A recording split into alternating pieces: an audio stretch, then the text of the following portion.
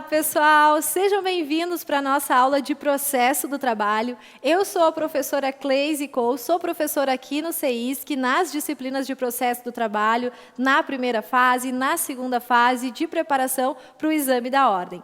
Vou trabalhar com vocês hoje sobre o conteúdo da audiência, um dos temas mais importantes e que costumam vir aí nas nossas questões de prova.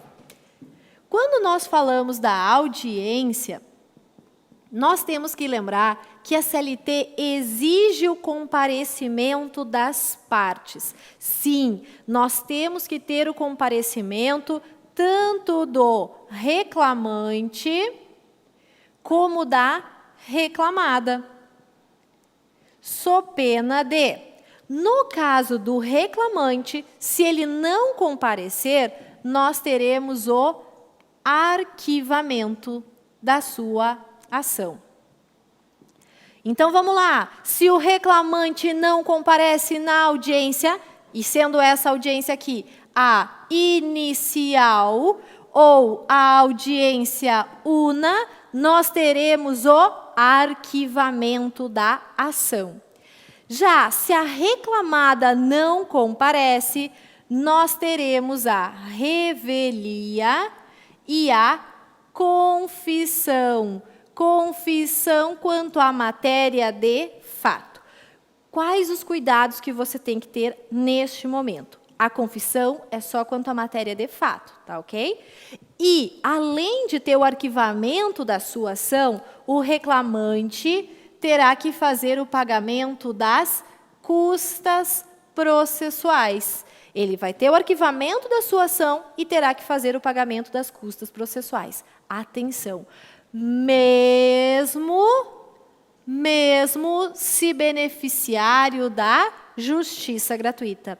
Mesmo que a tua questão diga que o reclamante, beneficiário da justiça gratuita, não compareceu na audiência inicial, você vai responder que ele terá que pagar custas, salvo se ele comprovar que o motivo da ausência foi legalmente justificável.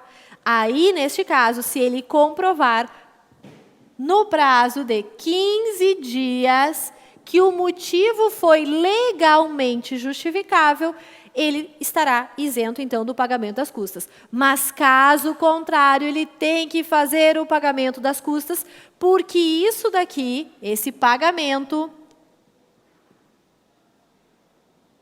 é condição para o ajuizamento de nova ação.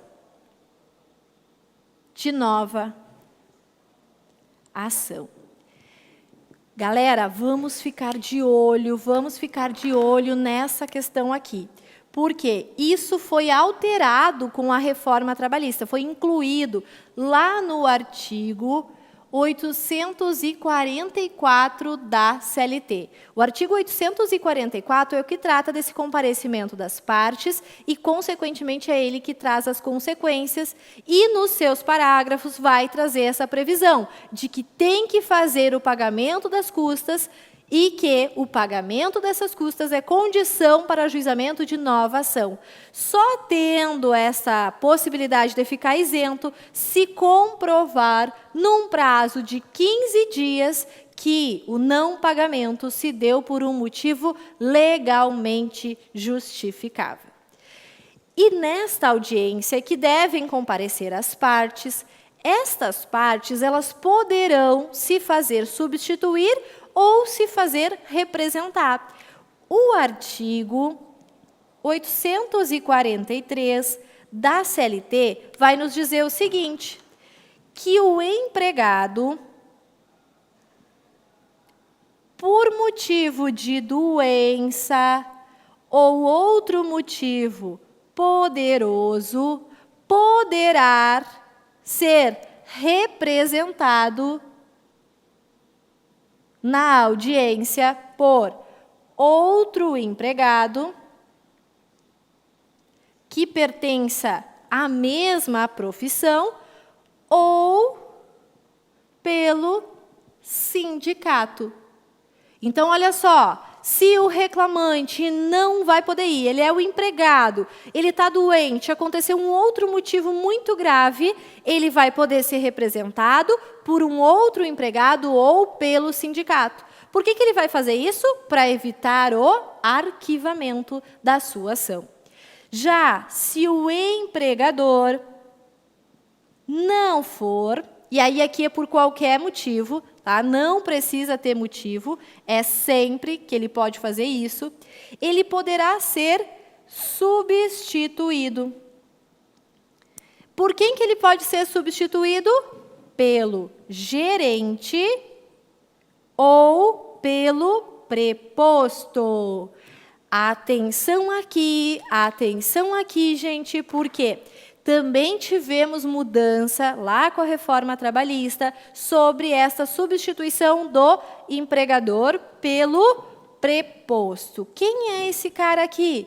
O preposto é uma pessoa que tem conhecimento dos fatos. O preposto tem que ter conhecimento dos fatos.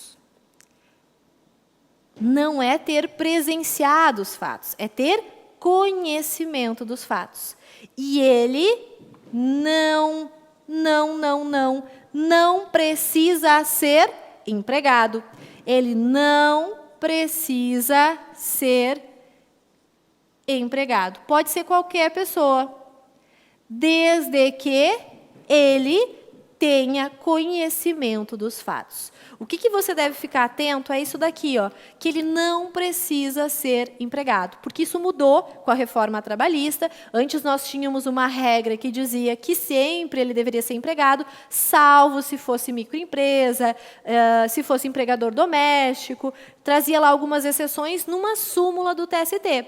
Só que com a reforma trabalhista, nós tivemos a alteração lá no artigo 843 para dizer que o preposto não precisa ser empregado. Então, olha só, se o empregador não vai pessoalmente, ele pode ser substituído pelo gerente ou pelo preposto. O preposto tem que ter conhecimento dos fatos e não precisa ser empregado.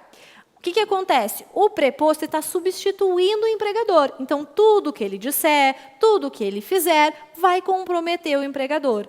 Diferente é com o sindicato ou outro empregado que esteja lá em representação ao empregado, porque esta pessoa aqui está indo lá apenas para evitar aquela consequência do arquivamento da demanda. Então, olha só, fique de olho nesta informação que eu mencionei, de que o preposto não precisa ser empregado.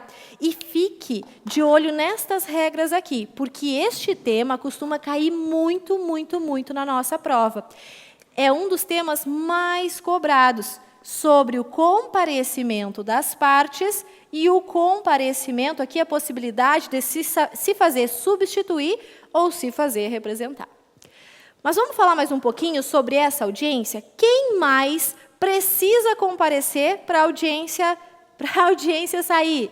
O juiz, né? O juiz precisa aparecer. E o juiz, ele tem uma tolerância de atraso. O juiz, com relação ao atraso, ele tem uma tolerância de 15 minutos. Isso vai estar lá no artigo 815, parágrafo único da CLT. Então, olha só, como é que pode vir na sua prova? Pode vir uma questão dizendo que o juiz não está na vara do trabalho, porque ele foi para um jogo de futebol, enfim, algo aconteceu, ele não está lá, ele não está lá. Aí você vai esperar quanto tempo? 15 minutos. Esperou 15 minutos e ele não apareceu. Será possível que o advogado, as partes, possam se retirar, fazendo constar no livro de registros ali da audiência que estavam lá, que esperaram o magistrado e que ele não apareceu. Então, vamos guardar? Quanto tempo? 15 minutinhos. E será que tem possibilidade de atraso para a parte? Será que tem possibilidade de atraso para a parte, gente? Não, a parte, sabe quanto tempo ela tem de tolerância? Zero. Zero de tolerância. As partes, aliás, devem estar pontualmente lá na hora da audiência. Sob pena da gente ter essa aplicação desses efeitos aqui que a gente comentou, do arquivamento, se for o caso do reclamante, da revelia e confissão, se for a reclamada. Agora, você observou uma coisa? Você observou que eu coloquei aqui que é na audiência inicial ou audiência una que a gente vai ter essa regra? Sabe por que eu coloquei isso? Porque no processo do trabalho, a gente pode ter 2 audiências. A regra é ter uma única audiência, mas, eventualmente, nós podemos ter a audiência inicial e uma audiência de prosseguimento. Essa consequência de arquivamento pelo não comparecimento da parte em audiência, essa é para a audiência inicial ou audiência una.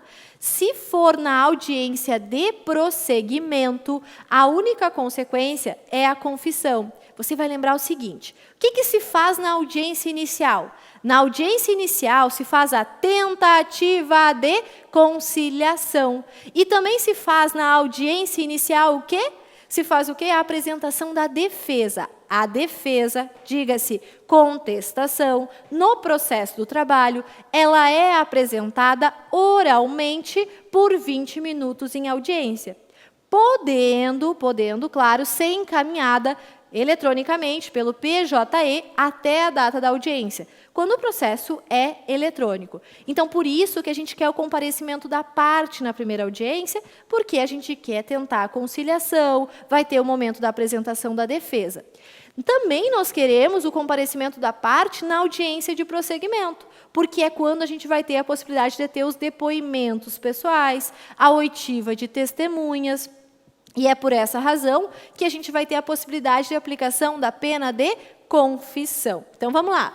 Quando é a audiência inicial, aqui você vai lembrar que a gente tem a tentativa de conciliação. A primeira coisa que se faz na audiência, quando se abre a audiência, é verificar a presença das partes e dos seus advogados, se for o caso, porque as pessoas não precisam ter advogados, né? Vamos lembrar do princípio do jus postulandi, que seria a possibilidade da parte estar pessoalmente litigando perante a Justiça do Trabalho, já que isso é permitido. Então, se começa verificando quem está lá, e depois a gente faz a tentativa de conciliação. Se essa conciliação foi exitosa, lavra-se o termo e pronto, acabou o processo. Agora, se ela for inexitosa, se passa para a defesa.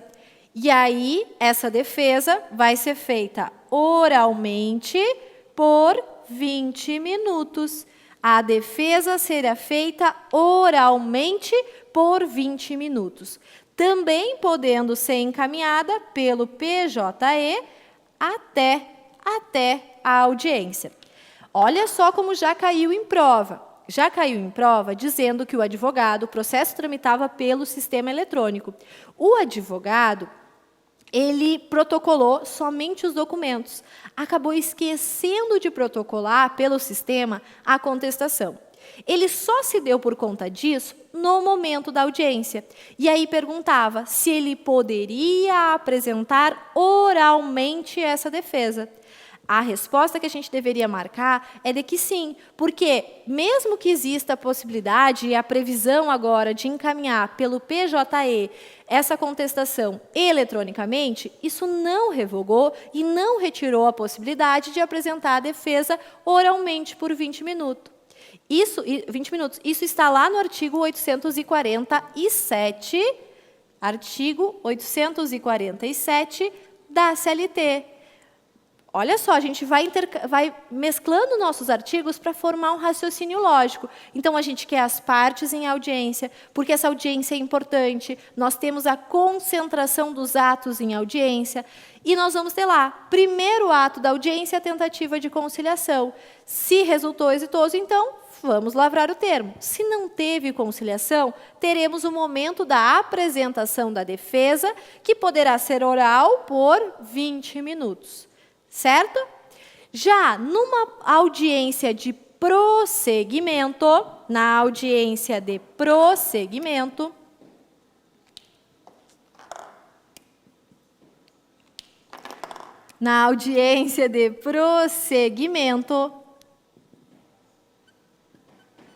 nós temos a penalidade da confissão. Isso está lá na súmula 74 do TST, que vai dizer que a parte que devidamente intimada não comparecer em audiência terá aplicada a pena de confissão, se ela for intimada com essa cominação, certo? E o que se faz numa audiência de prosseguimento? Toma o depoimento pessoal, né, do reclamante e da reclamada, que é o momento em que a gente busca a confissão. Também nós vamos ouvir as testemunhas. Vamos ouvir as testemunhas e outras provas que se fizerem necessárias. Atenção máxima, atenção assim muito, muito, muito grande com a questão das testemunhas. As testemunhas no processo do trabalho, elas comparecem nessa audiência independentemente de intimação. As testemunhas no processo do trabalho comparecem à audiência independentemente de intimação. Elas vão como então, professora? Elas vão mediante convite. E você não precisa arrolar elas na petição inicial ou na contestação. Elas são o nosso elemento surpresa. Chega na audiência e tchanã! É aquela pessoa que é a testemunha. Então, lembra que as testemunhas vão sem intimação, elas vão mediante convite. Caso aí elas não compareçam mediante esse convite, é que será possível fazer a intimação. Mas aí nós temos que cuidar em qual rito processual está a nossa ação. Porque se for no procedimento sumaríssimo, eu tenho que fazer prova desse convite para que o juiz faça a intimação. Já, se for no rito ordinário, eu não preciso fazer prova do convite. Vamos guardar, então, as informações? A testemunha comparece na audiência como? Independentemente de intimação. Qual o cuidado que você tem que ter? Se na tua questão lá estiver falando que é pelo procedimento sumaríssimo, porque aí, para o juiz intimar, eu vou ter que demonstrar, fazer prova do convite. E, se porventura estiver falando que é rito ordinário, não é elemento essencial, eu não preciso, não há essa exigência na lei de que eu demonstre o convite. Então, nessa audiência de prosseguimento, se ela existir, se não for uma audiência una, terei o depoimento pessoal, terei a oitiva de testemunhas, se for o caso, depoimento de peritos, assistentes, se precisar algum esclarecimento. Poderei ter alegações finais, que serão orais também, e aí o processo segue para a sentença. Essa sentença poderia ser prolatada em audiência ou em gabinete. Rapidamente, este foi o nosso conteúdo de audiência, mas é claro que durante o curso a gente vai vendo todos os temas afetos à nossa matéria de processo do trabalho. Foi uma honra, uma alegria estar aqui com vocês. Vejo vocês em outra oportunidade. Até mais. Tchau, tchau.